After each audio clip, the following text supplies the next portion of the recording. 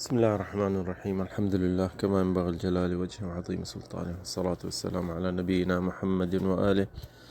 اللهم صل وسلم وبارك وأنعم على حبيبنا محمد. هي تأملات قرآنية अॼु टियों हलक़ा थींदो, टियों नंबर। असांखे हिकिड़ी आयत आहे जंहिंमें असां जीअं चयो त हीअ जेके असांजे दर्सान ही तफ़सीर न आहे, हीअ आयतुनि मां हिकिड़ो फ़हम वठूं, उलमा तफ़सीर जा बि फ़ाइदा वठूं ऐं अल्लाह ताला आयत तफ़सीर खां मथे जेको शइ थिए थी उहा असीं कोशिशि कयूं त सम्झूं ही अलाह जे कलाम खे। छो जो अलाह जो कलाम हिकिड़ो वॾो समुंड आहे। उलमा जेके आहिनि ॾिसो वार अछा थी विया न त अञा चवनि पिया त अञा हिन मां अञा ईअं सम्झूं त अञा बि कुझु मालूमात वठूं। तंहिंजे करे अॼु हिकिड़ी आयत आहे जेकी सूरत तकवीर में आहे, 3 सिपारो में। अल्लाह साईं कसम थो खणे ऐं अल्लाह खे असीं जे पहिरियां चयो अक़ीदे दर्स में त अल्लाह जी मर्ज़ी आहे जंहिं शइ जो कसम खणे, ऐं असांखे मना आहे कसम, सिर्फ़ु असांखे अल्लाह जो कसम खणणु खपे। छो जो असांखे कहिड़ो ॿी शइ जो कसम खणंदासीं त असीं शिरक में पइजी वेंदासीं। ऐं अल्लाह जी मर्ज़ी आहे, अल्लाह जी मर्ज़ी आहे त पंहिंजे मख़लूक खां कसम खणे, जेके शइ पैदा कयूं अथसि उन्हनि जो कसम खणे। त हिन सूरत में जेके सूरत तकवीर में चए थो अऊज़ु बिल्लाहि मिनश शैतानिर रजीम वइज़ा शम्सु कुविरत वइज़ा नुजूमु कदरत वइज़ल जिबालु सुय्यरत वइज़ल इशारु उत्तिलत वइज़ल वहूशु हुशिरत वइज़ल बिहारु सुज्जिरत। इहो 5वीं आयत सूरत तकवीर। असांजो अॼु जेको दर्स आहे वइज़ल बिहारु सुज्जिरत। सुज्जिरत यानी बाह थिए पाणी जे हेठां। त ॾिसो न, ही 1400 साल अॻु में सहाबिन जा जेका उलमा उन्हनि चयो त ही अलाह साईं त इहो त आम कसम खयूं त समुंड जे हेठां बाह। हुननि चयो त शायदि यानी ही थी सघे क़यामत जे वेझे इहो थींदो। छो जो हू त समुंड खे ॾिसनि पिया त पाणी थधो आहे मथां, ऐं कीअं थींदो पाणी जे हेठां बाह कीअं थींदी। ईमान त आंदुनि पर कीअं इहा उन्हनि खे ख़बर कान्हे। ऐं हर मोमिन जी इहा ई सिफ़त हूंदी। ज़रूरी हर मोमिन जेको बि क़ुर पढ़े का शइ सम्झ में अचे या न अचे ईमान ज़रूरु आणे, छो त कुफ़र में न पइजी वञो। इहा आहे हर मोमिन जी सिफ़त। त इन में उलमा जेके उन टाइम जा हुआ उन्हनि बि ईअं चयो त थी सघे यानी क़यामत जे वेझे इहा थींदी। ऐं इन जहिड़ी आयत ॿी बि आहे, उहा बि पढ़ी ॿुधायांव थो। ॿी आयत अचे थी सूरत तूर में, शायदि 27 सिपारो हूंदो इहो। इन में अलाह साईं वरी ॿिनि शयुनि जो कसम खणे थो, वतूर व किताबिन मस्तूर फी रक़्क़िन मंशूर वल बैतिल मामूर वस्सक़्फ़िल मरफ़ूअ वल बहरिल मस्जूर। ऐं अलाह साईं हिते बि कसम खणे थो, असांजी इहा आयत आहे मक़सदु वल बहरिल मस्जूर, समुंड जे हेठां बाह। हाणे सहाबी त अरबी सम्झंदा हुआ, पर हू चवनि पिया त हाणे पाणी जे हेठां बाह कीअं थींदी, इहा उन्हनि खे सम्झ में कान पई अचे। तंहिंजे करे कंहिं उन्हनि जो उलमाउनि चयो त इहो क़यामत जे वेझे थींदो, शायदि समुंड जे हेठां जे बाह थींदी, पर हुननि खे वधीक सम्झ में न पई अचे। इमाम तबरी पोइ देरि सां आयो, उन चयो त थी सघे त असीं इहा शइ हींअर न ॾिसी सघंदासीं, अॻिते माण्हू ॾिसनि। छो जो हींअर माण्हू उन टाइम में सनत 300 हिजरी अलाए 400 हिजरी में तबरी हो मूंखे यादि कोन थो बीहे, पर उन टाइम में हिन चयो त हींअर असांखे ॾिसण में नथो अचे पाणी जे हेठां बाह, पर थी सघे अॻिते इहो ॾिसण में अचे। ऐं उन वरी ॿियो बि हिकिड़ो तफ़सीर में चयो त थी सघे क़यामत ॾींहुं थींदो इहो, यानी क़यामत ॾींहुं असीं ॾिसंदासीं। यानी उनखे सम्झ में न आयो। पर ॾिसो न, हीउ क़ुर असांजो छाजे लाइ मुअजिज़ आहे। छो असीं चऊं था त क़ुर खे पढ़ो, क़ुर खे सम्झो। छो जो हीउ हिकिड़ो अलाह जे तरफ़ां मुअजिज़ो आहे असांजे नबी करीम जे लाइ। क़यामत ताईं इहो मुअजिज़ो हलंदो पिया। ॿियनि नबियुनि जा मुअजिज़ा थिया, ख़तमु थी विया। असांजे नबी मुहम्मद सल्लल्लाहु अलैहि वसल्लम जा मुअजिज़ा नबी करीम ते आया ऐं पिया हलंदा, क़यामत ताईं पिया हलंदा इहे मुअजिज़ा। छो हींअर ॾिसो 14 सदी में 1400 सालनि खां पोइ माण्हुनि जेके यानी टेक्नोलॉजी वधी वई, हे हो त समुंड में अंदरि जंहिं लही विया, ॾिठनि त समुंड जी जेकी हेठी ज़मीन आहे किथे थुल्ही आहे, उन में खोटनि, किथे थुल्ही आहे, किथे सफ़ा नाज़ुक आहे। जिथे नाज़ुक हुजे उते उन्हनि खे खोटनि पिया हेठि समुंड जे पाड़ में हेठि अंदरि त 3 किलोमीटर यानी तमामु वॾो फ़ासिलो। त ॾिसनि पिया त अंदरां बाह बि निकिरे, समुंड जे पहाड़ जे ज़मीन मां हेठां बाहि पई निकिरे ऐं किथे किथे त सफ़ा वेझे हुजे बाहि, किथे किथे सफ़ा परे हुजे, यानी घणो खोटनि पिया। ऐं वरी ॿिए पासनि में वञी हिकिड़े पासे समुंड त तमामु वॾो आहे, ख़बर अथव दुनिया जा सॼी जेके 3 हिसा पाणी आहे ऐं हिकिड़ो हिसो माण्हू आहिनि। पर अजीब शइ आहे त ॾिठनि त समुंड जो जेको मुहीत अल हादी जंहिंखे चवनि था हींअर, जेको वॾे में वॾो समुंड आहे, त उन जे पासनि खां सॼे फिरी अचे थो इहा जिथे बि खोटनि पिया हेठां समुंड मां बाहि पई निकिरे। इन खे नालो रखियुनि अल हिज़ाम अन्नारी, अल हिज़ाम अन्नारी, यानी जेको जीअं न रसो थींदो आहे समुंड जे हेठां हिकिड़ो बाहि हुजे पाणी में अंदरि। त हुननि चयो त हीअ छाजे लाइ, इहो छा आहे इन में। पोइ हिननि जो उलमा जेके वॾा वॾा गौर अंग्रेज़ जेके उन्हनि सोचियो त हीअ ज़मीन जेकी आहे असांजी ज़मीन में जिथे ॿाहिरि खोटूं था त किथे किथे बाहि निकिरे थी या फाटंदी आहे ज़मीन, बाहि निकिरंदी आहे, पर पाणी जे अंदरि छो। त हुननि जे सालनि जा साल दिमाग़ हयां सोचियुनि त हीअ जेकी असांजी ज़मीन आहे हिन जे पेट में अंदरि सिर्फ़ु बाहि बाहि आहे। त ॾिसो न हुननि इहो इतिफ़ाक़ सभिनि आलिमनि कयो त जीअं न कंहिं शइ ते बि ॾिसो त देगिड़े में पाणी विझी रधिबो आहे त उहो पाणी फड़कंदो ॿाहिरि फाट निकिरंदो आहे, यानी बाहि जेके जंहिं शइ जे हेठां हूंदी आहे त उहो आहिस्ते आहिस्ते मथे थींदी। त चवनि था हीअ असांजी ज़मीन में हेठि त हिननि इतिफ़ाक़ आहे त बाहि बाहि अंदरि, त हीअ जे असांजे ज़मीन में सॼे में हेठां बाहि आहे।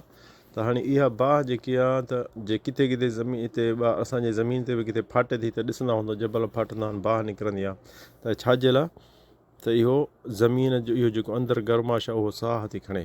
पर हाणे इहा बाहि जेकी निकिरे थी थोरी, इहो त काफ़ी न आहे, छो जो ज़मीन में बाहि तमामु वॾी आहे। त अलाह ताला पंहिंजे हिकमत जे लाइ, पंहिंजी हिकमत असांखे ॾेखारण जे लाइ त ॾिसो त अहिड़ो हीअ ज़मीन खे साह खणणो पवंदो, त हिन जी जेकी गर्माश अंदरूनी आहे ज़रूरी निकिरे ॿाहिरि। पर हाणे जे हर ॿाहिरि ज़मीन ते निकिरे त असांजी ज़िंदगी तबाह थी वेंदी, असांजी ज़िंदगी तबाह थी वेंदी। पोइ अलाह साईं छा करे छॾियो, समुंड जे पहाड़ में ज़मीन में सॼो पासनि जो पासनि खां इन खे चवंदा आहिनि, यानी जीअं रसो थिए ईअं समुंड में अंदरि, त उते अरबी में अल हैद चवंदा अथसि उनखे, यानी चौधारी हिकिड़ो ज़मीन में समुंड में अंदरि, वरी अंदरि हिकिड़ो जीअं न खॾ थिए या वादी थिए ईअं, उन मां ई गर्माश जेकी ज़मीन जी आहे उन मां निकिरे बि थी ऐं जीअं न साह खणे। तंहिंजे करे समुंड जे पाणी सदाईं ॾिसो त गरम मथे रहंदो, हेठि थधो, ऐं फुड़किड़ा पिया निकिरंदा ॼण की बाहि अंदरां बि थी निकिरे उन मां। ठीकु आहे, इहा सभु अलाह जी हिकमत, ज़मीन साह खणे त इहे बाहि जेके अंदरि आहे उन जो हिकिड़ो गर्माश ॿाहिरि निकिरे। इहा हिन जी गर्माश उलमा जेके अंग्रेज़नि जा लही विया हेठि ॾिसनि त किथे 900 मीटरनि ते आहे, किथे 800 मीटरनि ते आहे हेठि। पोइ ज़मीन वरी उन ज़मीन मां फाटे बाहि अंदरां निकिरे बि थी, ऐं जीअं न पाणी रझंदो आहे देगिड़ी में, इहे गर्माश ॿाहिरि थी निकिरे समुंड जे मथे।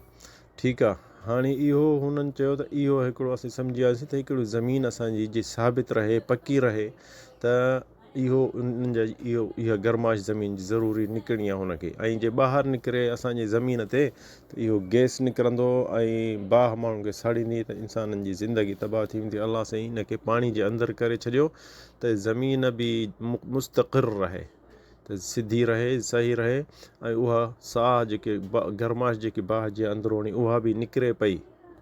ऐं इहा गर्माश जेकी आहे हिननि उहा अंदरि मिशनियूं विझी ॾिठुनि त हिन जी गर्माश 1000 खां मथे आहे, 1000 खां मथे आहे। ॾिसो न हिते जेके ॿाहिरि जेके बि तनूर बाहि इंसानु माण्हू ॿारे थो, त तनूर जी गर्माश हूंदी आहे 90 खां 120 ताईं गर्माश। अंग्रेज़नि में क़ियास कयो त इहा गर्माश हूंदी आहे 90 खां वठी 120 ते, जंहिंमें अटो माण्हू ॻोहे वरी मानी अंदरि रखंदो आहे त पची वेंदी आहे मिंटनि में। इहा गर्माश हूंदी आहे 90 खां 120 ताईं गर्माश हूंदी आहे वधि में वधि। पर हीअ जेके अंदरि बाहि जेकी गर्माश समुंड जे हेठां आहे उहा आहे 1000 खां मथे। ॾिसो केॾी गरम आहे, अलाह साईं माफ़ु करे।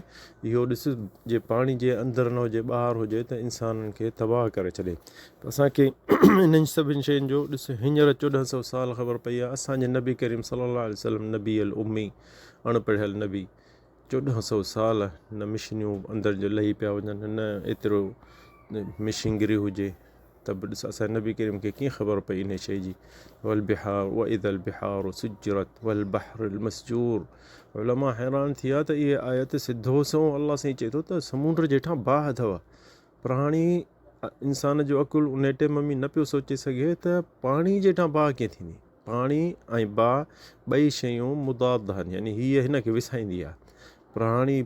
पाणी मथां हेठां बाहि न पियो हुननि खे सम्झ में अचे। बसि हुननि चयो त ठीकु आहे असांखे त ईमान आहे त हीअ शइ आहे, पर कीअं आहे कॾहिं थींदी ऐं जाम मथां थी क़यामत जे वेझे थिए ईमान आंदो। पर हाणे असीं त अखियुनि सां ॾिसूं था, मशीनगिरियूं लही थियूं वञनि ऐं सभु शइ हू ॾिसी अखियुनि सां ऐं सभु शइ लिखी अचनि था। हिते सऊदी अरब में अल्हम्दुलिल्लाह सालो साल वॾो यानी इज्तिमा थींदो आहे उलमा जो सॼे दुनिया जो, छो जो हुकूमत सऊदी यानी ॾाढो भलो कमु कंदी आहे। त जेके दुनिया में आलिम हूंदा न पोइ उहे आलिमनि खे गॾु कंदो आहे त जंहिं बि शइ का नई इक्तिशाफ़ कई आहे, जंहिं बि का नई शइ सम्झ आई आहे ऐं उहा शइ पुराणी न हुजे, ॿियनि खे ख़बर न हुजे, पोइ उनखे इनाम मिलंदा आहिनि हिते।